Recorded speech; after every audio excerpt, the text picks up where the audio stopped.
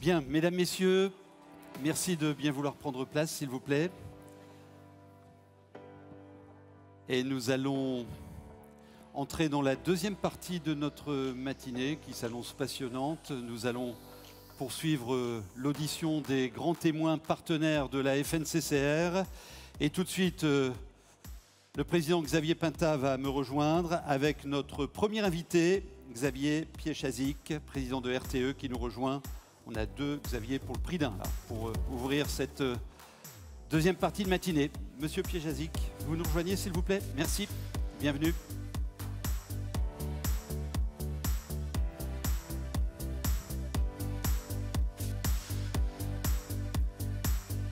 Le président du directoire de RTE qui va nous rejoindre dans quelques instants avec Xavier Pintat. Donc la règle, vous la connaissez. Introduction par le président de la fédération.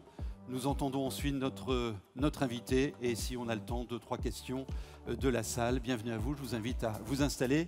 Et le président Pintat va rejoindre le pupitre pour vous accueillir et planter le décor des grands enjeux qui vous concernent, RTE et FNCCR. Bienvenue Xavier Pintat.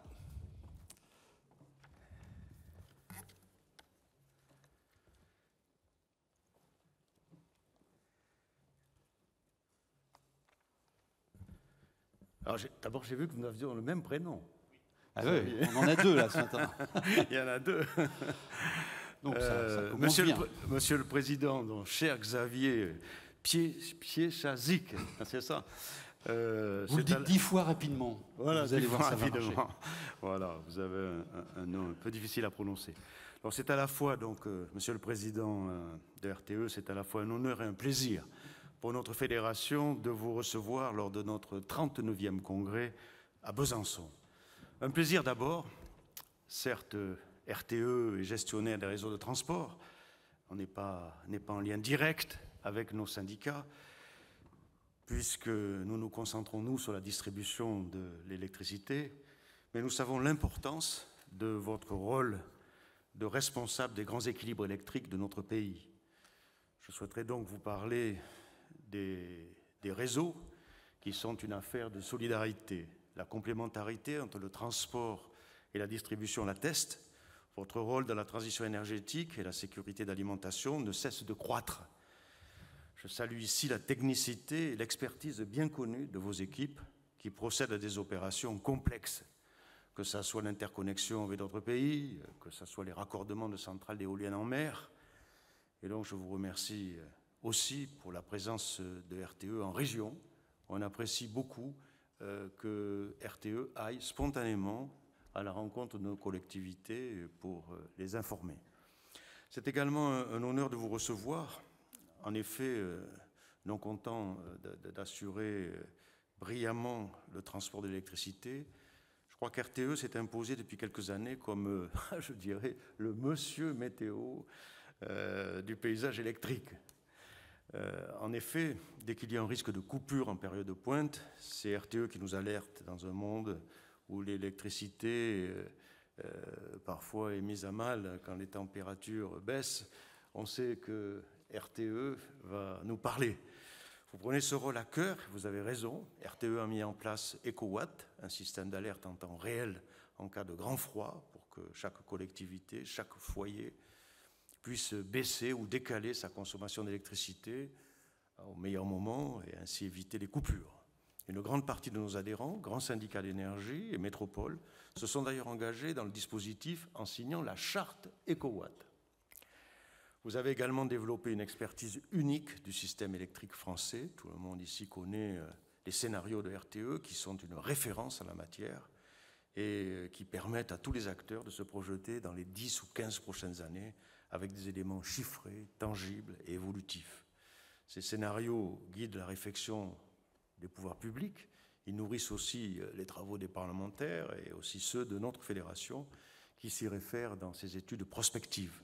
Les scénarios de RTE évoquent en effet des sujets qui nous sont chers, la sécurité d'alimentation, les énergies renouvelables, la mobilité électrique. Donc avec ces scénarios, RTE est donc écouté attentivement par nos collectivités. Et enfin, je mentionnerai l'association SYNC Smart Grid que vous présidez, nous avons lancé en collaboration étroite afin d'accompagner et d'accélérer la transition énergétique dans les territoires. D'ailleurs, un guide sur les Smart Grid a ainsi été publié en collaboration donc avec notre fédération et le soutien de l'ADEME, et aussi avec les acteurs de la filière des réseaux intelligents qui pourront ainsi apporter leur expertise sur ces projets et contribuer à la formation des équipes dans les territoires.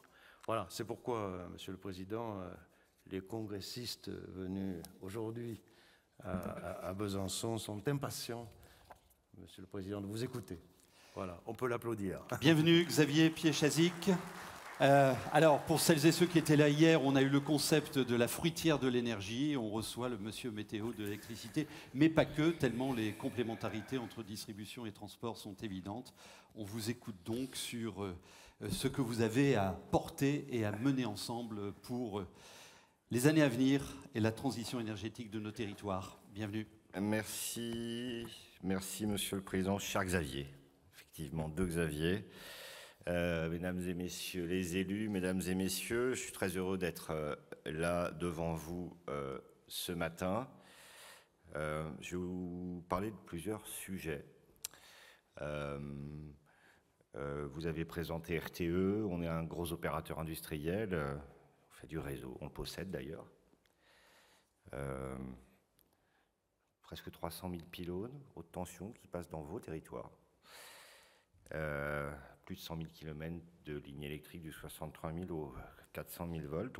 Vous l'avez dit, on pilote aussi le système électrique et on l'optimise parce qu'on garantit la sécurité d'approvisionnement. Et vous l'avez dit, enfin, on éclaire le débat public en mettant notre expertise à disposition de tous, tout est public, pour répondre à une question. La transition énergétique en France, c'est quoi? Voilà.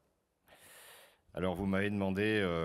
Monsieur le Président, de revenir sur Futur Énergétique 2050 et sur nos récentes publications. Et je voudrais commencer par vous parler du statut de ces publications, ce qu'elles sont et ce qu'elles ne sont pas. Chez RTE, on ne fait pas de prédiction.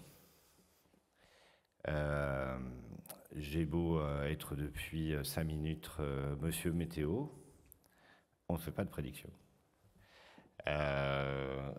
On fait de la prospective et c'est pas pareil. On fait de la prospective, c'est-à-dire qu'on se pose la question suivante: quels sont les chemins que le pays pourrait emprunter pour qu'on soit au rendez-vous de ce qu'on a promis et de ce qu'on a signé? La France, elle a pris des engagements dans le monde, dans les COP, sur la neutralité carbone en 2050. Elle a pris un autre engagement récent, j'y reviendrai, le Fit for 55 en 2030. Alors déjà, la neutralité carbone en 2050, c'était dur. Le Fit for 55 en 2030, c'est très dur. C'est très dur parce que c'est demain matin, on est quasi en 2025, il nous reste 5 ans. Et c'est ça qu'on fait.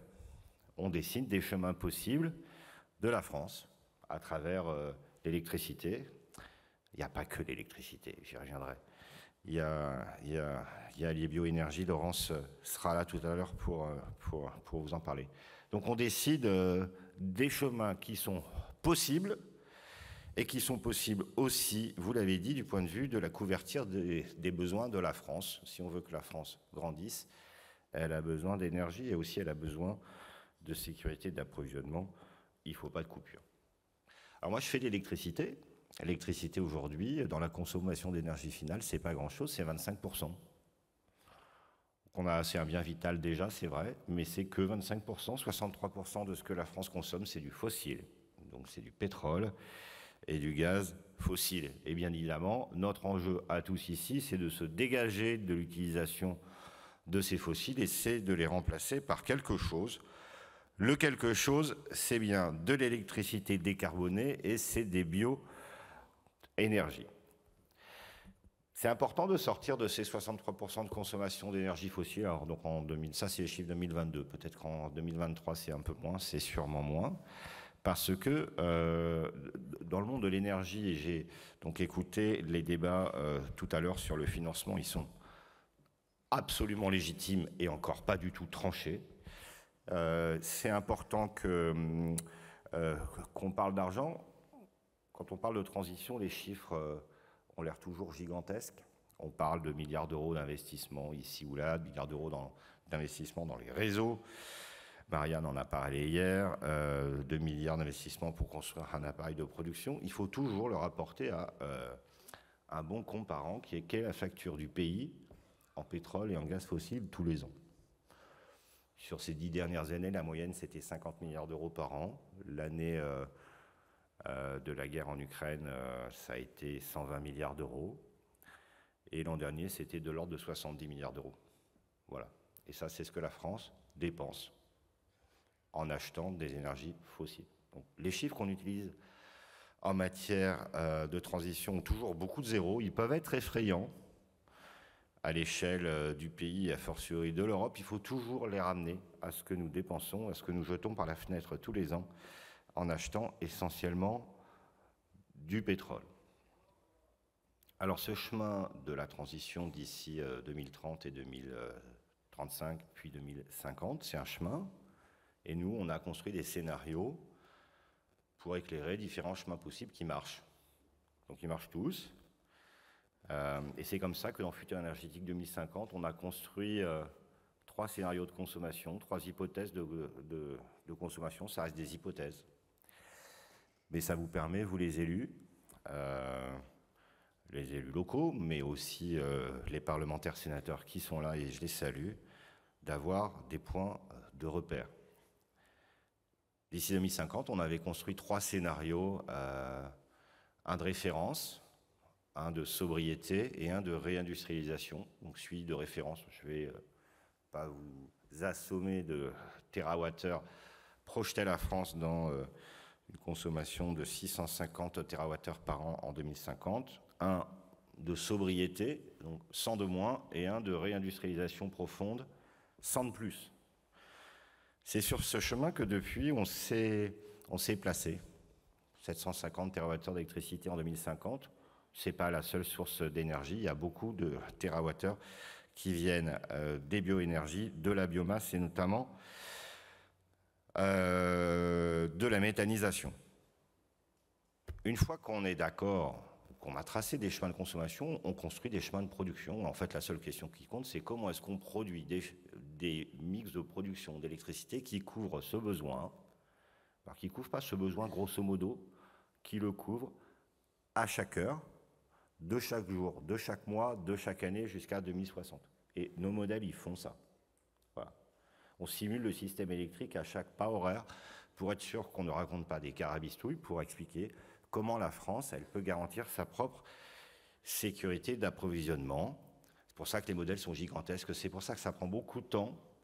Et on intègre des paramètres météo, parce que bien évidemment, dans un monde où il y a plus d'énergie renouvelable, la météo, ça compte, le soleil et le vent, mais la météo, ça compte aussi parce que c'est du chaud et du froid, et on a donc intégré les scénarios climatiques du GIEC, et on croise ça en probabilité avec des chroniques météo. Donc ce qu'on écrit, ça intègre le réchauffement climatique en France et ses conséquences. Bon, pour la petite histoire, les modèles étaient tellement gros qu'on a manqué de supercalculateurs, parce qu'on a saturé notre système, tellement c'est gigantesque. Voilà ce que ça dit. Donc je prends Monsieur Météo parce que c'est flatteur, mais ça reste des chemins possibles. Après, les choses sont dans les mains de ceux qui ont le légitime pouvoir de décider des destins énergétiques du pays. C'est les institutions qui sont légitimes pour cela, et donc ce sont ceux qui sont élus par le peuple français. Vous en êtes dans la salle et vous en avez été, et moi je trouve ça très bien, comme ça, chacun reste à sa place. Alors on a fait ça en 2021 et 2022, et puis on a fait depuis une mise à jour pour intégrer des nouveaux paramètres, et il y avait un nouveau paramètre, enfin il y a eu plusieurs nouveaux paramètres qui sont importants. La France a signé le Fit for 55 de manière définitive, donc ça nous met dans une trajectoire d'accélération de notre décarbonation. La réindustrialisation en France a commencé, et ça joue beaucoup sur la consommation. Vous avez entendu les annonces d'Arcelor à Dunkerque, les prospects pour venir faire de la sidérurgie verte en France, etc. Donc ça change beaucoup dans les trajectoires de de consommation, des projets industriels sur l'hydrogène. Et puis il y a eu la guerre en Ukraine qui a joué bien évidemment un rôle très important sur les prix de l'électricité. Et du coup, on a mis à jour Futur Énergétique pour sa première période d'ici 2035. Et on en a tiré des conclusions assez simples. Si on veut être à ce rendez-vous-là, il faut qu'on s'électrifie vite, vite, vite, et qu'il y a 4 leviers. Tout ça, c'est public, hein. Vous pouvez aller sur notre site internet. Il y a 4 leviers. Maintenir le parc nucléaire, le faire produire aujourd'hui le plus possible, faire des énergies renouvelables, ne rien lâcher, à la fois sur l'efficacité énergétique et être sobre si on le peut. C'est pas la seule trajectoire qu'on a construite. On a construit un scénario dans lequel la France est en retard en matière d'efficacité, d'électrification, et c'est le cas. Et on a construit un scénario macroéconomique très dégradé. Et aujourd'hui, juin 2024, on est plutôt dans un scénario dans lequel on combine des conditions macroéconomiques qui sont dégradées et un retard structurel de la France sur nos trajectoires. Il y a paradoxalement un moyen d'être au rendez-vous du Fit for 55 en 2030. C'est que si les conditions macroéconomiques restent très mauvaises, la France, structurellement, elle émet moins, mais on est au rendez-vous pour une très mauvaise raison. Il y a quand même un point commun à tous ces scénarios, que ce soit ceux de 2050 ou du jalon 2035, c'est que tous voudraient qu'on consomme plus d'électricité. C'est bien normal, il faut juste qu'on sorte des consommations du pétrole et qu'on les rabatte sur des bioénergies et sur de l'électricité. Les bons archétypes, c'est votre chaudière. Ça peut être une pompe à chaleur, qu'elle soit électrique ou hybride, c'est la voiture. Et il n'y a aucun scénario dans lequel on consomme moins d'électricité demain, même si aujourd'hui la consommation d'électricité en France est à la peine. Hausse de consommation, ça veut dire des enjeux nouveaux pour la sécurité d'approvisionnement du pays en électricité, parce qu'en fait l'électricité, contrairement à ce qu'on se dit, ça se stocke, mais c'est très cher à stocker. Ça se stocke parce que vous avez tous un appareil comme ça qui stocke très bien de l'électricité, mais c'est vrai qu'industriellement, c'est beaucoup plus compliqué à faire. Et cette consommation d'électricité d'aujourd'hui déjà, mais de demain, donc vecteur d'énergie plus important, c'est des pointes et c'est des creux. Voilà. Et donc ces pointes et ces creux, il faut les passer. La France ne consomme pas de manière linéaire, toujours pareil. Elle consomme rien la nuit, parce qu'on dort. Elle consomme beaucoup le matin jusqu'à midi. Après, elle consomme beaucoup moins et elle reconsomme à 19h00. 19h00. Ça fait 20 ans que ça n'a pas changé. Vous savez pourquoi ? Parce qu'à 19h00, il y a encore des commerces qui fonctionnent, il y a des industries qui sont en train de s'arrêter, et il y a beaucoup de Françaises et de Français qui sont déjà chez eux et qui commencent à vivre le soir tout simplement. Ils allument le chauffage, ils éclairent, ils font à manger, des fois ils regardent la télé. Voilà. Et donc pour passer ces pointes et ces creux, il faut qu'on fasse des flexibilités, et là je vais bientôt changer de casquette, je vais quitter le rôle de président de RTE et prendre celui du président de Think Smart Grid. Chez RTE, on bosse beaucoup sur cette question de flexibilité, donc comment moduler les consommations et les productions d'électricité pour que cette courbe de consommation soit mieux gérée et qu'on ne passe pas notre vie à gérer des pointes et des creux. Les flexibilités, c'est moduler nos consommations, mais ça peut être aussi des moyens de stockage de batteries. Vous êtes tous impliqués là-dedans. Ça peut être aussi demain des centrales thermiques qui sont décarbonées ou des stations de pompage hydraulique. Les flexibilités, ça permet déjà, mais ça permet, si on en fait plus, d'optimiser le système électrique de demain, pour ne pas le dimensionner à la pointe. Et c'est très important parce que vous savez que la transition énergétique, elle a un coût, c'est beaucoup d'infrastructures. Et donc, si on fait des flexibilités, on peut optimiser le système électrique, et on n'optimise pas seulement son coût, on optimise aussi sa morphologie, sa présence. Faire plus de flexibilité, c'est moins d'infrastructures énergétiques dans vos territoires. J'insiste beaucoup là-dessus parce que les uns et les autres, les difficultés à mettre en œuvre des nouveaux pylônes, des nouvelles lignes, que ce soit la distribution ou du transport, des nouveaux moyens de production, que ce soit du biogaz, des énergies renouvelables et demain du nucléaire. Et donc, jouer la carte de la flexibilité, c'est à la fois faire le pari d'un système électrique globalement moins cher, mais plus insérable dans les territoires. Et ces flexibilités, chez RTE, d'ici 2035, on les a dimensionnées et il faudrait qu'on en ait plus. Alors, plus de flexibilité de court terme et plus de flexibilité de long terme. Je vais aller vite, mais c'est important de vous le dire. Les flexibilités de court terme, c'est ce qui nous permet de gérer les pointes et les creux dans la journée. Et là, il y a deux moyens qui sont évidents. C'est les batteries et c'est la modulation de la consommation. Il faut qu'on apprenne à mieux moduler nos consommations. Emmanuelle Wargon est speaker juste après moi. Je pense qu'elle reviendra sur le sujet. Et ces flexibilités, il faudrait qu'on aille en chercher quelques gigawatts de plus. Donc, soit des batteries, soit de la modulation de consommation. C'est plus facile de moduler nos consommations d'ici 2030-2035 et c'est moins cher. Mais ça ne suffira pas. Il faut aussi que la France se protège pour des vagues de grand froid et des événements exceptionnels. Et pour ça, il faudra qu'on arrive à développer des moyens de long terme. Les flexibilités de long terme, c'est pour couvrir des années où il y a moins de vent. Voilà, par exemple. Et là, il y a beaucoup d'outils qui existent. Le premier outil, c'est la disponibilité du parc nucléaire. Si on a un parc nucléaire très disponible tous les hivers pendant 15 ans, ça va. Sinon, il faut qu'on construise des centrales décarbonées d'hyperpointe. Ce n'est pas un game changer, ce n'est pas la mort du petit cheval, ce n'est pas infaisable, mais en fait, il faut le dire. Je veux revenir sur ces flexibilités de court terme parce que vous avez un rôle à jouer. Monsieur l'animateur, si vous trouvez que je suis trop long, vous me faites un petit signe, hein, comme ça. Encore 3-4 minutes. 3-4 minutes, je vais y arriver. Fabuleux. Allez, 3, 4, 5. Ah, encore 2-3 minutes. Oh, bien négocié, chef. Ces flexibilités courtes, on pense qu'elles sont plus accessibles en modulant nos consommations, c'est-à-dire aller consommer au bon moment. C'est à la fois une manière de bien gérer la courbe de charge, donc de bien gérer la sécurité d'approvisionnement du pays. Xavier Pintal a dit, c'est aussi une manière de faire un airbag pour le système électrique quand on a besoin. C'est le dispositif EcoWatt.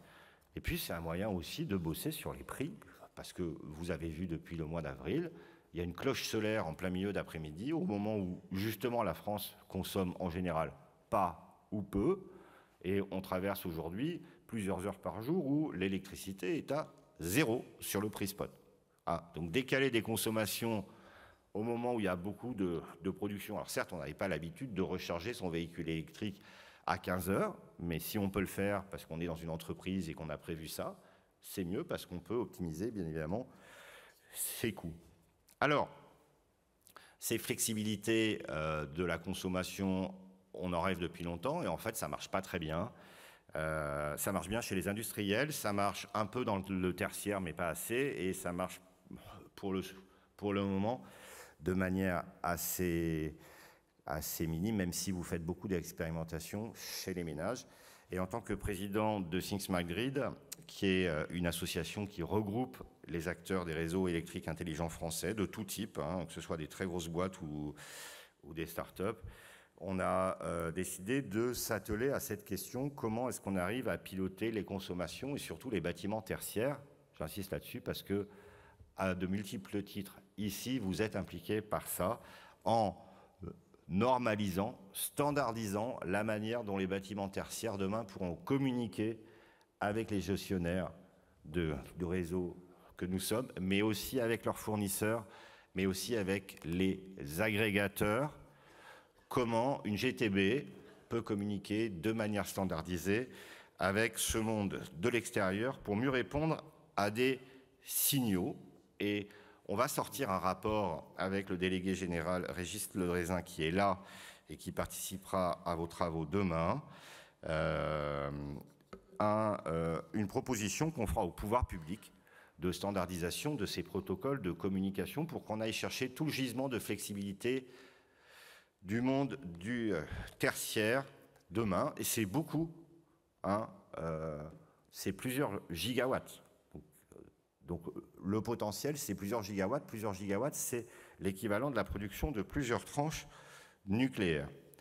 C'est important qu'on le fasse, et c'est important qu'on le fasse entre acteurs français, c'est aussi important qu'on le fasse avec vous, qui êtes à la fois des acteurs structurels des questions d'énergie, mais aussi des acteurs qui vous posez les questions de les flexibilités. Pierre Chazic, il est bien gentil, mais moi j'aimerais bien en faire, mais en fait rien ne communique avec rien, il n'y a pas d'espace économique, je ne comprends pas les propositions de tel ou tel fournisseur, et donc nous ce qu'on va essayer de faire, c'est de proposer un standard pour que ce développement des flexibilités soit massif. Six Madrid ne fait pas que ça. Six Madrid s'occupe des questions multi-énergie avec vous notamment. Je vais en profiter pour faire un peu de réclame. Vous dire, mais le président Pintal a dit qu'on a sorti des guides récents sur les solutions Smart Grid pour les territoires. Donc n'hésitez pas à nous solliciter si, en tant que syndicat, collectivité, vous souhaitez bénéficier d'un conseil, d'une orientation sur tel ou tel sujet. Et donc, d'ores et déjà, je veux remercier les collectivités et les membres de la FNCCR de manière générale qui ont bien voulu participer avec nous à diverses expérimentations.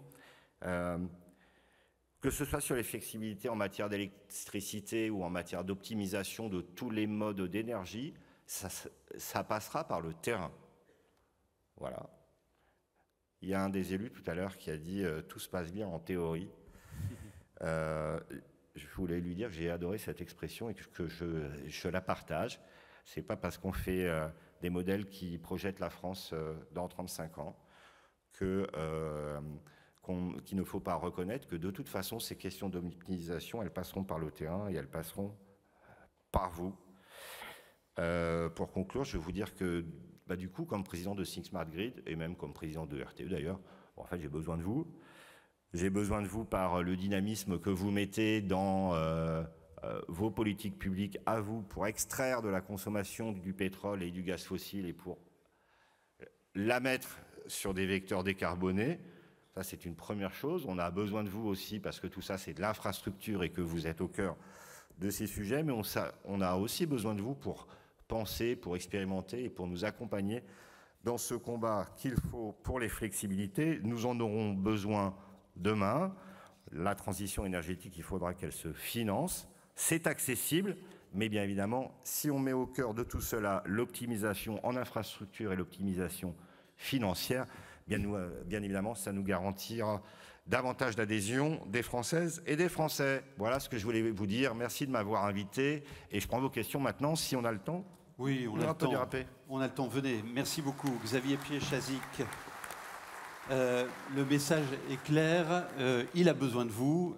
Et vous avez un travail à mener ensemble sur le combat des flexibilités, comme vous le disiez. Et puis, au passage, rappelez-vous que vous avez une matière précieuse sur les études prospectives de RTE qui ont été réactualisées. Ça peut éclairer le débat public de vos territoires et aussi les actions sur vos territoires.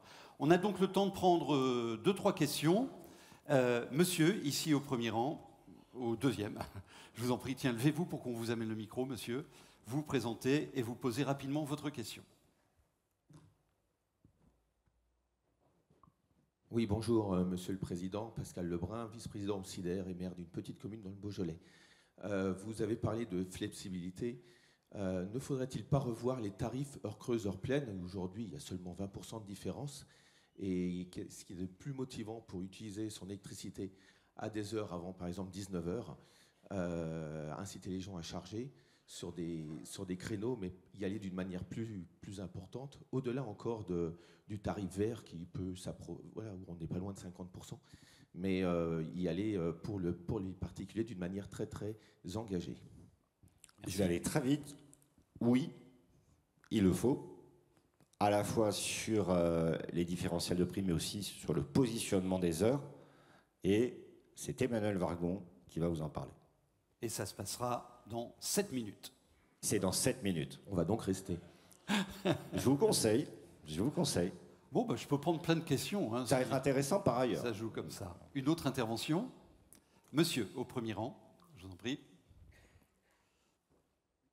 Merci, je suis Max Casaré. Là, je suis vice-président du syndicat départemental d'énergie de la Haute-Garonne et ex-IPR IEC au dispatching de Toulouse. Est-ce que donc, dans les projections que vous avez faites, il était nécessaire d'avoir provoqué un moratoire sur les deux dispatchings de Toulouse et de Lyon? Merci. Merci. Là, on parle de tambouille interne. Je ne sais pas si c'est le lieu. Le système électrique, il évolue. Il y a de plus en plus d'énergie renouvelable. Il y a de plus en plus de flux entre pays. Le nucléaire fonctionne plus comme avant non plus. Donc les dispatchings de RTE, c'était avant 8 dispatchings qu'il fallait coordonner en permanence. Ce n'était plus adapté à la manière dont le système électrique se transporte. Et on est un service public, on est un délégataire de ce service public. Et en France, l'adaptabilité du service public, c'est dans son ADN. Donc on s'adapte à la transformation du système électrique. Merci. C'est monsieur, ici. Il y a un micro qui peut circuler dans la deuxième partie de la salle aussi. Hein. N'hésitez pas, mesdames, messieurs, je vous en prie. Oui, bonjour, Yacine Nala, directeur adjoint au syndicat d'énergie de la Haute-Garonne. Donc j'ai une question concernant le stockage d'énergie et je voudrais avoir un peu d'informations sur vos stratégies dans ce sens. Voilà, merci. Merci. Il y a plusieurs types de stockage déjà. Si vous évoquez les batteries, je vais parler juste de ça. Il y a beaucoup de travail et peut-être qu'Emmanuel, tu en parleras tout à l'heure, avec la CRE et avec Enedis et les autres GRD. Je les oublie pas pour l'insertion du stockage sur le réseau pour rendre des services. Voilà. Et aujourd'hui, il faut se dire la vérité, on n'est pas au bout du chemin de ce modèle économique-là. C'est assez compliqué d'ailleurs. C'est compliqué du point de vue du réseau et c'est compliqué du point de vue de l'économie. En fait, quel espace économique pour que des acteurs privés de stockage s'engagent à faire des investissements long terme et que ces investissements soient rentables? Aujourd'hui, il y a beaucoup de stockeurs qui se rémunèrent sur les services systèmes, c'est-à-dire ce qu'on achète, nous, pour piloter le système électrique, mais les services systèmes pour piloter le système électrique français et européen, je vais appeler ça des réserves, c'est un gâteau qui est fini. C'est-à-dire qu'on en a besoin d'un certain volume de gigawatts, mais ça ne va pas augmenter a priori, ou en tout cas pas beaucoup. Et donc l'enjeu qu'on a, c'est de trouver les espaces économiques pour que des acteurs privés, des investisseurs investissent dans du stockage qui se rémunèrent pas uniquement sur les réserves qui sont gérées par les gestionnaires de réseau, parce que le gâteau n'est pas extensible. Voilà. Et ça, c'est le sujet du moment, et c'est un sujet assez redoutable qu'on n'a pas fini de résoudre complètement, parce que ça combine des questions économiques, mais ça combine des questions d'électrotechnique. Et c'est probablement pour ça que les volumes de stockage n'explosent pas encore en France. Je l'ai dit, on aura besoin de trouver un ou plusieurs bons modèles pour inciter des acteurs privés à faire de l'investissement long terme à cet égard, puisque moi j'ai parlé de la flexibilité de la consommation tout à l'heure, parce qu'on estime que c'est le moyen le plus facile, le moins onéreux de gérer la courbe de charge et donc d'optimiser nos consommations et de les rendre moins chères, mais il n'y a pas que ça, bien évidemment. Si le stockage nous aide, ils seront bienvenus. Mais donc il faut reconnaître qu'on n'est pas au bout du chemin là-dessus. En tant que gestionnaire de réseau, nous n'avons pas le droit de faire du stockage. Hein, donc on fait quelques expérimentations pour piloter du stockage. Mais demain, le modèle des marchés en Europe, fait que ces stockeurs seront des opérateurs qui ne seront pas les gestionnaires de réseau, que ce soit la distribution ou le transport. Une dernière question très rapidement. Qui veut intervenir? Ça va? Oui, très vite. Il nous reste une minute. Achevé avec le stockage. Et j'ai parlé que des batteries en plus. Ouais. Merci beaucoup. Très vite. François de Ferrière, directeur du syndicat de la Charente-Maritime. J'ai une question sur le solaire. Monsieur Raymond, président, directeur général d'EDF, disait hier qu'il y avait trop de soleil, trop d'électricité solaire qui commence à arriver sur les réseaux. Tant qu'on est protégé par l'obligation d'achat, quand on produit avec une petite installation, c'est pas très grave. Quand une grosse installation, ça devient embêtant. Et comment le système électrique accueille justement ce surplus de solaire qui arrive et comment il traite ça, avec quels signaux économiques pour les autres producteurs? Merci, monsieur. Je vais me permettre d'être un peu technique. Il y a que des professionnels dans la salle.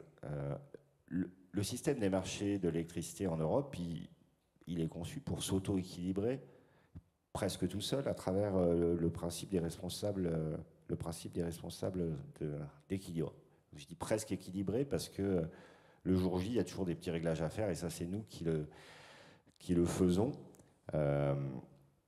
Donc, ce principe-là, il ne remet pas en cause le fait qu'il y ait de l'intérêt, puis il y a les appels d'offres de la CRE, etc.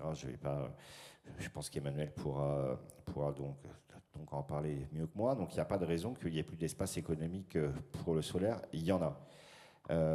Votre deuxième question, c'est une fois qu'il y a des cloches solaires et qu'il y a une électricité surabondante qui arrive sur un réseau, comment est-ce qu'on le gère?